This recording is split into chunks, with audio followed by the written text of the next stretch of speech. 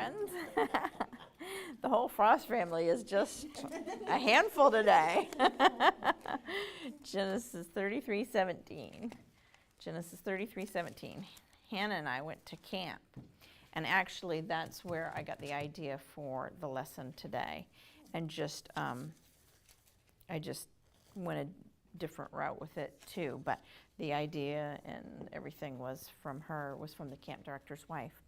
So let's read Genesis 33:17 through Genesis 34:2, and I'll read that. And Jacob journeyed to Succoth and built him an house and made booths for his cattle. Therefore the name of the place is called Succoth.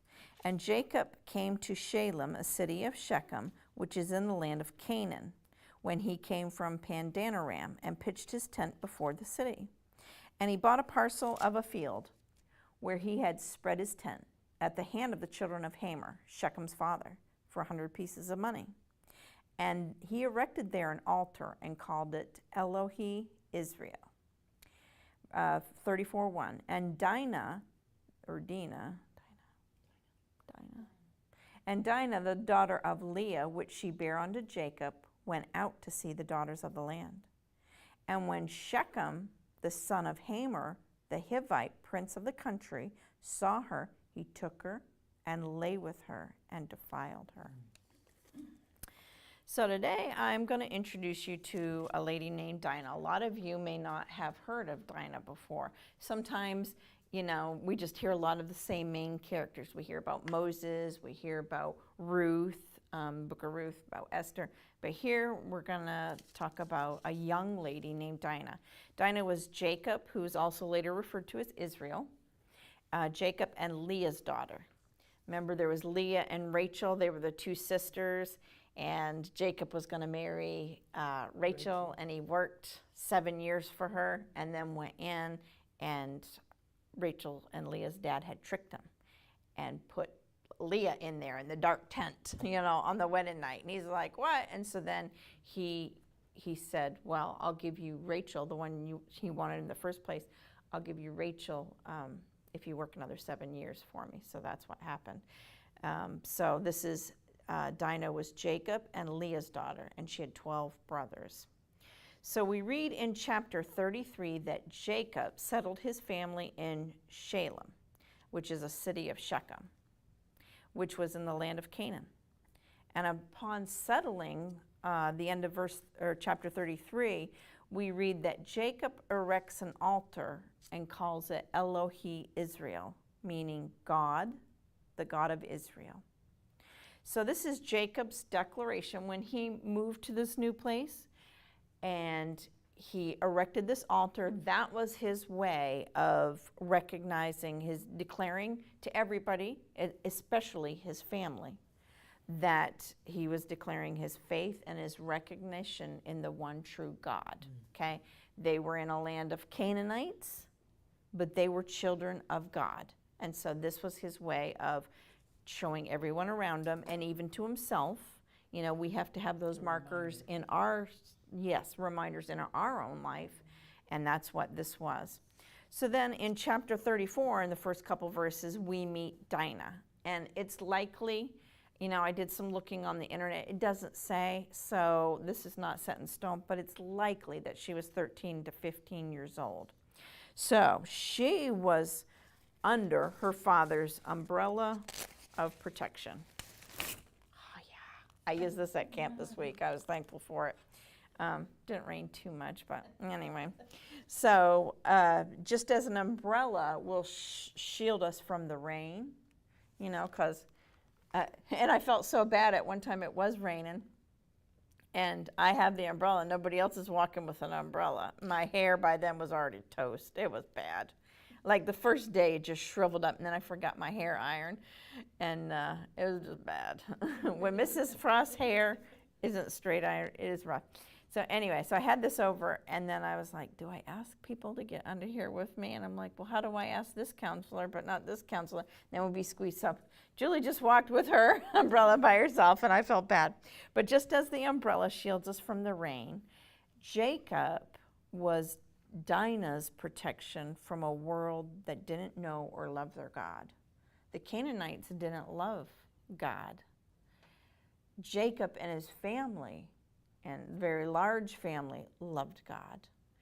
And so as her dad, it was his job to shield and protect Dinah from people that didn't know and love their God. So, however, though, in chapter 34, verse 1, reveals that Dinah destroyed her umbrella of protection, which was, her umbrella of protection was obedience to her father. Okay? And when she went out to see the daughters of the land, which that age group, totally get the curiosity that would be there, okay? But the thing is that she had Jacob for her covering. That's what dads are meant to do, is to be that covering for the daughter and help them make decisions and trump bad decisions. You know, that's what a dad does, is trump a daughter's bad decision. Because see, a teenage girl does not have all the answers. Dinah didn't know all the answers of the wicked world that she lived in, and she didn't know what was out there. But when she went out to see the daughters of the land, she destroyed her umbrella of protection. And when she did that, that umbrella of protection isn't good anymore. If my umbrella this week, I had to ask Pastor, say, you buy me a new umbrella later, right? Because it's very important to see. If I had gone out this week at camp with this umbrella like this, goodness, I would have been soaked like everybody else. As it was, you know, the bottom part got wet, but, you know, because this is not how it's meant to be. This is not protective. It's just going to protect the back of me. But this is what Dinah was doing, is when she, at this point in her life, she thought she knew more than her father. And, you know, it doesn't, to an adult, it doesn't even make sense. Because we as adults are like, okay, you know, dad is like 2 to 3 times your age. You haven't experienced the world. You don't know the wickedness and what is out in the world and what can happen. And that's why God has given us this shield of protection.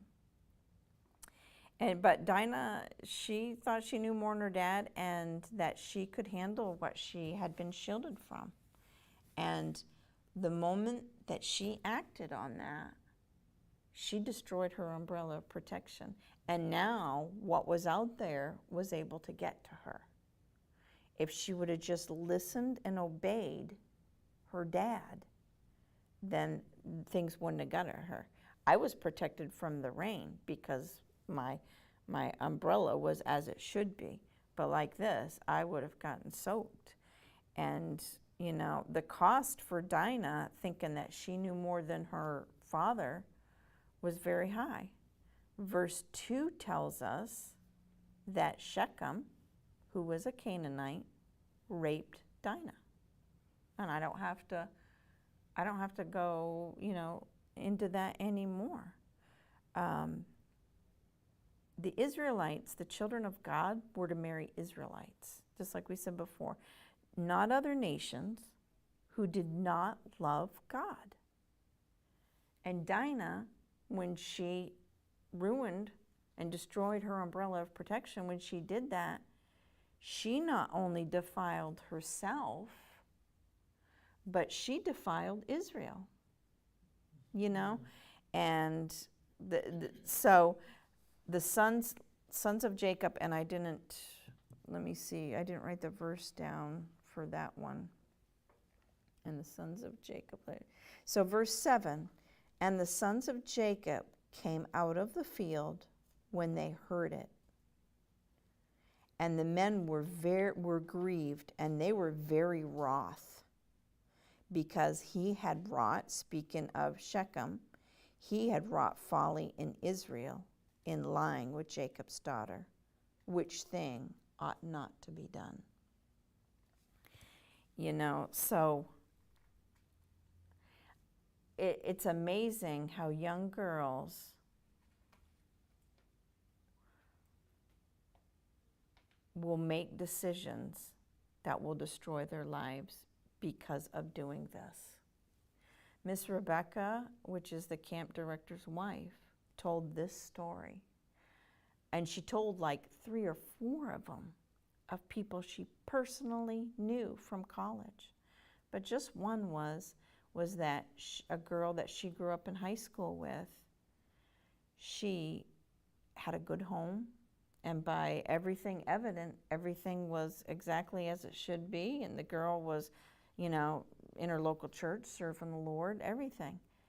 And then the parents woke up one morning and found a note. And the note said that she had met a man online in a chat room and that she was going with him. She ran off with him. And come to find out, he took her in the car, met up with her, took her in the car, took her to Florida to a house, and him and 2 other men, so a total of 3 men for 3 days, abused her sexually. And she was ruined after that in her mind, never recovered. And why? Because she did this. She thought she knew better than her dad and her mom and dad. And her mom and dad loved the Lord, were trying to do everything that they could to help her to have the best life that she could, and raised her for God.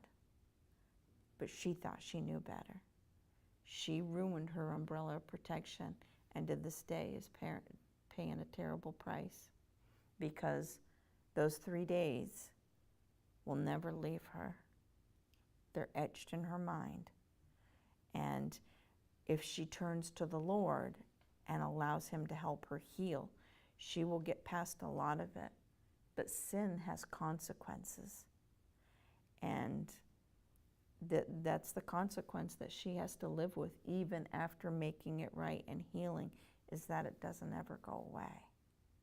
It's going to be there. Now, the Lord will help her get through it.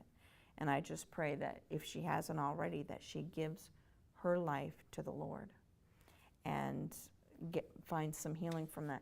But Miss Rebecca told us like 3 or 4 stories like that, all similar. It's just about destroying the umbrella of protection that God has placed over young girls. And Miss Rebecca didn't get married till later in life, and she explained how all the way up until she married her husband, Brother Todd, who runs the camp, that she was under her dad's protection. Even after graduating and being a young lady, that's an adult, 18, then 21, all these mile markers that the world gives, that she still submitted to her dad's authority until she met Brother Todd. And then she tells a story that she says, even now, she's like, there's this intersection where they live in their hometown, and her dad always told her to either be careful or avoid that area because there'd been a lot of accidents. And so there was something particular he told her to do when going through that area. And she said, even to this day, I can't go through that intersection without doing what he told me to do, because I just feel like I'm honoring him. Mm-hmm. And that's the truth. That is viewing that umbrella of protection in a right and godly way. And because she did that, Miss Rebecca went to the marriage altar pure, and she doesn't have all that baggage. I'm not saying she doesn't have any baggage. We all have some baggage, I'm sure, but she has a whole lot less than the girl who cut her umbrella and destroyed it and went to Florida for 3 days. Okay, so it's, later on in chapter 34, Jacob's sons tricked all the males of Shechem's group, tricked them and told them they needed to be, okay, if you want, because the man who raped Dinah, he said, oh, I just love her. After he defiled her and took her, oh, I just love her and I got to be with her. And so went to Dinah's father, and of course the brothers were around, and said, oh, I've just got to have her, let me have her, and we'll mix our people all together, basically was the bottom line. Well, for one thing, they could see everything that God had blessed Israel with. All the cattle, all that stuff. They knew that Israel had something good, and they're like, well, if we get Dinah to marry Shechem, then we join our people. This was not supposed to happen in Israel. Israel was supposed to stay with the people that loved God, Israelites, not Canaanites, not other people of the land. And this is exactly why. But Jacob's couple of his sons, they lied to them and said, okay, well, if you want Dinah, then you're all going to have to be like us and be circumcised. And so they talked among themselves, and they were greedy enough, wanted what Israel had. And of course, Shechem just thinks he's dying because he wants Dinah. So they agree to that. Their people group agreed to be circumcised in order to join the people. Like I said, greed was a huge factor in this. And then Shechem was the son of a very prominent man, a prince in the city. So he had a lot of sway. So they said, okay, to Jacob's couple sons, okay, we'll get circumcised. And so they did, and I believe it was the third day when they were at their weakest in the healing process of that. And they all did it at the same time. When they were at their weakest, a couple of brothers went in and they slew all of the men, all of them. There was like two of them, I think, two brothers, and they slew them all. And then they took the wives and the children and all their spoil, and they took it back to the nation of Israel and to the family. But this wasn't what Jacob said to do. Jacob didn't tell those boys to go do that. They did it on their own.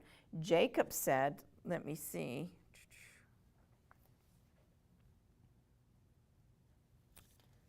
I'm looking for the one where it says that, give me just a minute and I'll find it. The brothers' revenge. So, verse 29, and all their wealth and all their little ones and their wives took they captive, the couple of brothers, and spoiled even all that was in the house. Verse 30, and Jacob said to Simeon and Levi, the ones that went in and did this, ye have troubled me to make me stink among the inhabitants of the land. So they did not have Jacob's blessing to go do this. Ye have troubled me to make me stink among the inhabitants of the land, among the Canaanites and the Perizzites, and I, being few in number, they shall gather themselves against me and slay me, and I shall be destroyed, I and my house. And then the brothers said, and they said in verse 31, should he deal with our sister as a harlot? And so they said we had to basically protect our sister's honor. The point of that is the bottom line, when Dinah destroyed her umbrella of protection, it affected more than just her. Now, it greatly affected her, greatly affected her, but it also affected her family and the nation of Israel, okay? And then then it put the two boys at odds with the dad. The dad was already hurting over the daughter being violated. And so what a mess, all because Dinah in verse number 1, where it says, and Dinah the daughter of Leah, which she bare unto Jacob, went out to see the daughters of the land. When Dinah, the daughter of Jacob and Leah, thought she knew better than her mom and dad, especially her dad. When Dinah decided to cut her umbrella of protection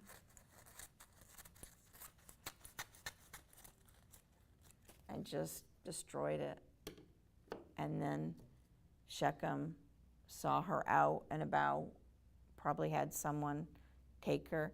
I mean, think of all the sex trafficking, all that. Girls just do not know what's out there. Like Miss Rebecca said, whoever's texting, most of the time it's not even that person. Right. Okay? I know a sad story. Now this is a sad story, and it's someone I knew. And was familiar with, and my kids had sat under his preaching. And he was on social media and pretending to be a girl, and got some of these kids, some of these young boys, to send revealing photos of themselves to him. And then he turned around and revealed who he was and blackmailed them and sent them a photo of their contact list and said, I'm going to send this photo to everyone in your contact list. If you do not do what I want you to do, which was to make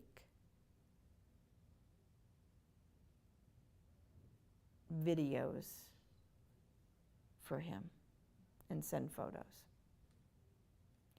He's in jail now. He was caught and he's in jail.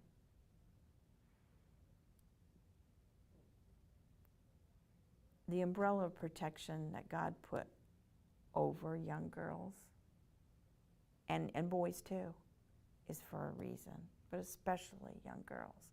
This story of Dinah, as I was sitting among all these junior and teenage girls, if I could just make them understand the importance of not destroying their umbrella and letting the world get in and the elements get in, and how if their umbrella was whole, like God intended, how it would protect them from things they have no idea about and really should never know about.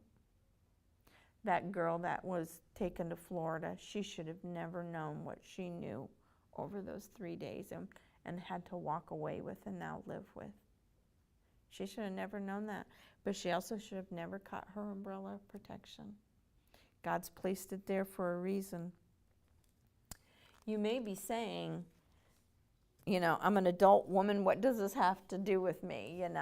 It was such a good lesson, and just so good, so pointed, that I just had to bring it back.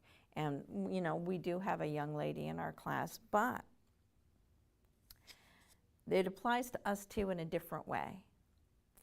Every Christian is commanded to be a part of a local New Testament church.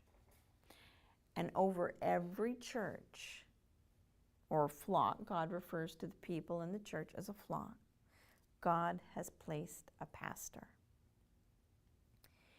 And did you know that after your husband, if he is still with you, that your pastor is your umbrella of protection?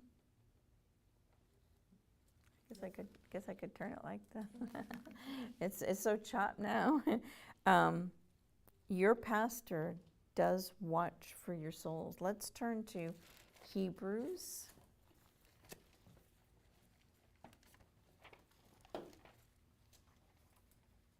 Hebrews chapter 13, verses 17. Verse number 17. Tiff, would you like to read that? Obey them that have the rule over you, and submit yourselves, for they watch for your souls, as they that must give an account, that they may do it with joy and not with grief, for that is unprofitable for you. If you could picture the umbrella being whole again, and understand that God has given the pastor as the spiritual umbrella of protection over a Christian's life. And he does watch for, just as the Bible says, pastor watches for our souls as much as we allow him to. But that's the key right there, is that a lot of people don't allow the pastor to watch for their souls. And they destroy the umbrella of protection that God's put there. Just like the young girl does, just like Dinah did, they just destroy it and say, I don't need it. Well, why would God give it if he didn't need it? Yeah. And when we destroy it, spiritually, we do not have this umbrella of protection that God has purposely provided in a pastor. And you say, well, what does destroying the umbrella of protection with the pastor look like? Well, one thing it looks like is talking negatively about your pastor. You know, you've heard this joke about going home on Sunday afternoon and having roast preacher. And instead of having a roast beef lunch, you're having roast preacher. It means going home and talking, running down your pastor with your family. And if you don't do that, wonderful. Maybe you've done it in the past. That's what that does. It destroys your umbrella of protection, because a child will never respect their pastor if their parents are talking bad about them. Yep. Or, and I'm not saying that church members can't have questions, or that the mom and dad, there might not be something that they're wondering, about, like, I don't really know about what I heard in the message. Go to him. Go to pastor and talk to him. Get the answer, get the clarification, but do not talk about that in front of your children or grandchildren, because they are going to not forget it. Right. And they will never allow their pastor to be their spiritual umbrella of protection, because it's been destroyed. Somebody else destroyed it for them. And another thing that it might look like is challenging your pastor in an ungodly way. And you say, what do you mean? Well, having questions isn't a bad thing. Pastor loves when people ask him questions. But a pastor's wife once told me this: right time, right place, right attitude. And really, we should treat anybody with respect that way. But coming after pastor is never a good thing. And it's never a right or godly thing. Questions, yes. Coming at him, no. That destroys the umbrella of protection too. And he always wants us to ask questions. If you have questions, bypass me. Go right to him. Now, sometimes he might have me sit in, just, for appropriateness, but he's going to answer your question. God gives the pastor a discernment that it just blows my mind when I hear my husband. Like I said, if you would have known us growing up and him in school and how quiet and, and to understand now how well he knows his Bible, and then the extra discernment God bestows upon a pastor. The wisdom that I see and that I hear from him sometimes blows me away, and he's very willing to share things. And it doesn't mean you always agree. Okay, but you should never destroy your umbrella of protection by coming at, if you know what I mean, coming at the pastor. Also, we at Friday nights we have the prayer meeting, and each one of us prays. Pastor always prays for everybody. Yep, because he watches for our souls. Thank you, Miss Donna. He watches for our souls, and he's going to give an account for how he watched for our souls and how he led us. But the next one is another way that you can destroy the umbrella of protection with the pastor that God's given you is by not counseling with your pastor with major decisions in your life. I feel like this one has really become something that never gets done. When I was growing up, there was so much more of that. And then in the early years, when we were Christians and in church, if we had a decision to make, the Bible says in the multitude of counselors, there's wisdom. Mm-hmm. And one of your counselors, the spiritual umbrella that God has placed in your life, is your pastor, with that extra discernment that we as laymen and church members do not have. God gives it to pastors. And so it only makes sense when you have a big decision in your life to just run it past him. It doesn't mean you have to do what he says, but we would be very, very wise to think about it, pray about it. And you know, I think a lot of people don't do it because a lot of people, maybe they've never been taught this. Okay, like I said, when I was coming up, it just was something we did.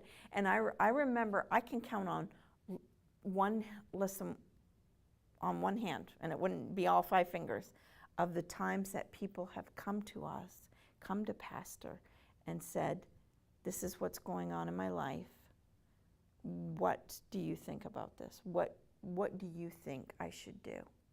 Okay, and Pastor will pray about it, open the Word, and show him, okay, according to God's Word, because sometimes we're in it and we don't see it. Right. Okay, but by not going to Pastor, you cut your umbrella and let things through that were never meant to come through. Because remember, God gives that extra discernment to a pastor. Okay, and then maybe there's another person or 2 people, spiritual mentors in your life that you have that you go to. And then, so if you get 4 people that you've taken, that you trust, you know, 3 and then 1 other, then your pastor, and you've presented this to them, and these are all people that are walking with God, spiritual, and they all say, I don't think this is a good idea. Boy, you better stop, or I better stop right there and say, Right. Or if they say, I think this is a good idea.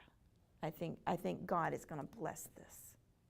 You know, but for us not to get our pastor's input is not wise on our behalf. It's really not. The wise thing is to go to him and say, what do you think God would have me do in this instance? And he's going to show you biblically. He's not going to make your decision for you. We all make our own decisions. But that's that umbrella of protection that we have. But when we have destroyed it, then we don't have what God intended for us to have. You know, and then things get at us that God never meant to. You know, we have to understand God is a purposeful God, and he does things on purpose, and he places things in our life and people in our lives, and he has a way of doing things. It reminds me of, if I can compare, Donnie, my grandson Donnie. He's 3 years old, Sam's boy, and he's autistic. And he is a young man of order, okay? And this Pyle lady, she marvels at his sense of order, because I am just like all over the place. And my brain just, But this little guy, Sam, if you're not following her on Facebook, she has just started a Facebook page that is sharing about autism. And I've encouraged her to do this because it's a whole different perspective coming from mommy and what she sees. I'm almost done. And what she sees. So anyway, she's done 2 posts so far. And the last one was Donnie had all their apples, you know, apples you would eat, in a row on the floor, you know. And you'll see, I think there might have been another picture, maybe. But anyway, he's constantly lining up his little friends, his Mickey and friends, or whoever, you know. He loves it lined up. And then he'll even be so cute and touch their noses, go in a line and touch their noses. But if I knock one down, he has to have it picked back up. He will pick it back up, and he'll do it over and over again until he becomes frustrated, because that's part of the autism, is that he has to have order, okay? And it's so cute because when Sam has a smaller couch and it has 3 seats to it, and when Corey, then Sam, then I sit down, he would get the biggest grin on his face. And I was like, that is so cute. He's giggling because we're all sitting together. She's like, he's giggling because we're all in a line. You know, but that's the way his brain works. But our God is a God of order, and he has a certain way of doing things, and it's a right way. And the things that he's provided are for us, okay? Dinah stepped outside of that. Dinah destroyed her umbrella of protection. I don't ever want young girls to do that. I want them to understand, and I wish I could make them understand, but we can't. We can only share these truths from the Bible. But I also want us as church members to understand that God also has provided us. We're not under our father anymore, and some not even under our husbands. But either way, if you have your husband, he's your first spiritual covering, okay? And then you have your pastor. And sometimes there was a lady at camp, and she said her husband was pastor's right-hand man, Sunday school teacher, led their family, in the things of the Lord, and got involved with a Facebook group of atheists, and now he's atheist. Stopped going to church, stopped leading his family. She works at the Christian school. Her kids go to the Christian school. And her heart's broken. See what getting involved with the wrong people and stuff can get you. Satan works that way. And now, and I would have never known it from this sweet lady. It was God was showing me a lesson about you never know what people are going through. Because I thought it was just another counselor, come from a good home, kids. Her daughter memorized 100 verses for camp, but she's trying so hard to still lead her kids in the ways of the Lord, and she has opposition from a husband who now says he's an atheist. So what this whole lesson is about is to learn to love and appreciate the umbrellas. See, Marie has two. She has her dad, and she has her pastor. And then us as church members, some have our husbands, but we also have our pastor, okay? And don't destroy your umbrella of protection in these ways. The talking negatively about your pastor is such a huge thing. It will just destroy that umbrella so quickly, and you'll destroy other people's umbrellas too. But also, not counseling. Oh, and then the last one I didn't even read, was not attending church so that you might be fed. God has set this up for us so that we come to church and get fed.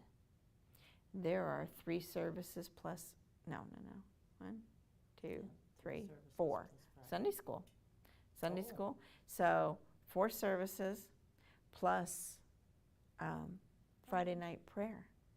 These are all ways for us to be fed, and I challenge you, go to prayer on Friday nights for 3 weeks and see what it does for your prayer life and your Christianity. But learn to love and appreciate the umbrellas of protection in our lives that God has provided, and don't destroy them. I can go buy a new umbrella, but once this is destroyed in your life, you can't. The young girl couldn't put that umbrella of protection back.